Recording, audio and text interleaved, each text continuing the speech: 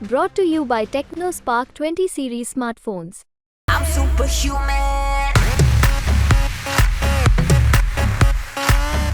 पिछले बार जो गलती हुई थी, हम अपनी बातों को जनता तक नहीं ले जा सके थे, अपनी सरकार की उपलब्धियों को नहीं ले जा सके थे।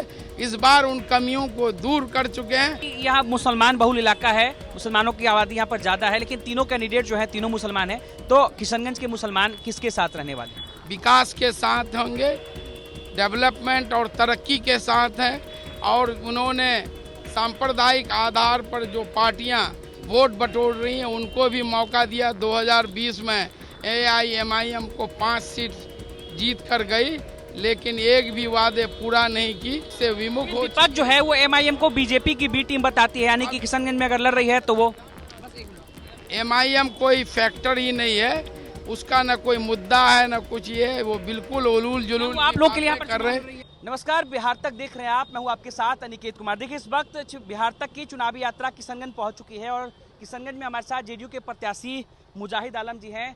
रोड शो कर रहे हैं, लोगों के बीच जो है जनसंपर्क करने जा रहे हैं। कितना स्नेह प्यार मिल रहा है, समर्थन मिल रहा है?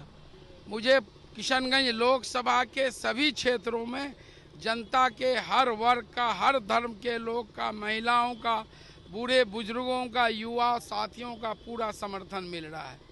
मुजाहिद जी, पिछली बार किशनगंज ही एक ऐसी सीट रही थी जहां पर NDA जो है वो हार गई थी। 40 से 39 सीटें NDA ने जीता था। ये 40वां सीट कह सकते हैं, एक मात्र सीट है जो NDA हार गई थी। क्या ये सीट जो है इस बार NDA जीतेगी? क्या 40 का 40 रिकॉर्ड जो है यहाँ से बनेगा?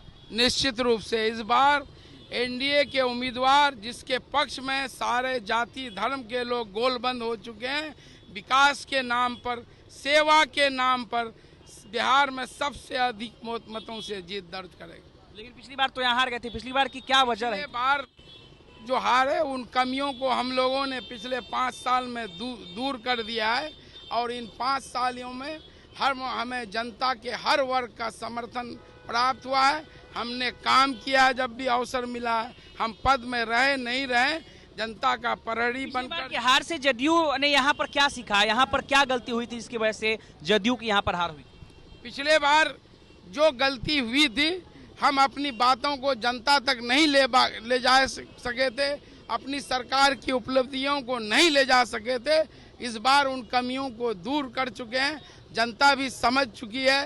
पिछले बार जिन मुद्दों पर उन्होंने वोट किया और जिनको वोट किया, वो हर मामले में, जन सेवा में, जनता से कनेक्टिविटी में और विकास के मामले में फिसड्डी साबित है। जनता के बीच मुद्दा क्या है आपका? जब मुद्दा क्या लेकर जा रहे हैं, जैसे अभी आप यहाँ पे लोगों को बता रहे हैं, क्या मुद्दा है? मुद्दा विकास का है, डेवलपमेंट का है, तरक्की का है और सेवा का है, खिदमत का है।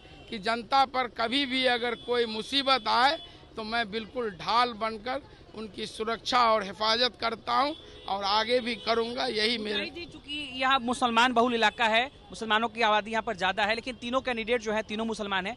तो किशनगंज के मुसलमान किसके साथ रहने वाले हैं? विकास के साथ होंगे, डेवलपमेंट और तरक्की के साथ हैं। और उन्होंने सांप्रदायिक आधार पर जो पार्टियां वोट बटोर रही हैं, उनको भी मौका दिया। 2020 में AIMIM को 5 सीट जीत कर गई, लेकिन एक भी वादे पूरा नहीं की और जनता उससे विमुख हो। विपक्ष जो है वो MIM को बीजेपी की बी टीम बताती है, यानी कि किशनगंज में अगर लड़ रही है तो वो MIM कोई फैक्टर ही नहीं है, उसका न कोई मुद्दा है न कुछ ये है। वो बिल्कुल उलूल जुलूल आप लोग के लिए कर रहे, लड़ रहे, कुछ भी नहीं है, उससे नहीं। हमारे टक्कर में कोई भी नहीं है, पूरी जनता गोलबंद है। चलिए, तो देखिए, इस वक्त हमारे साथ JDU के उम्मीदवार मुजाहिद आलम थे और इन्होंने कहा है कि MIM यहाँ पर कोई भी फैक्टर नहीं होने वाली है। साथ ही साथ आपने सुना कि कांग्रेस पर उन्होंने कुछ भी नहीं कहा है, लेकिन इस बार उन्होंने दावा किया है कि जो 40 सीट में से एकमात्र सीट थी किशनगंज, जिससे NDA हार गई थी, इस बार यहाँ पर सबसे ज्यादा मतों से जीत होगी। अनिकेत कुमार, बिहार तक, किशनगंज।